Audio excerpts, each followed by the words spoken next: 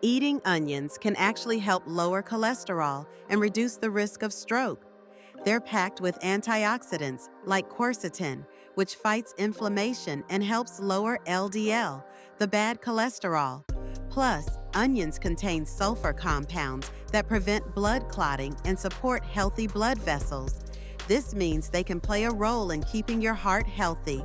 But remember, while onions are beneficial, they're not a substitute for medical treatment or a balanced diet.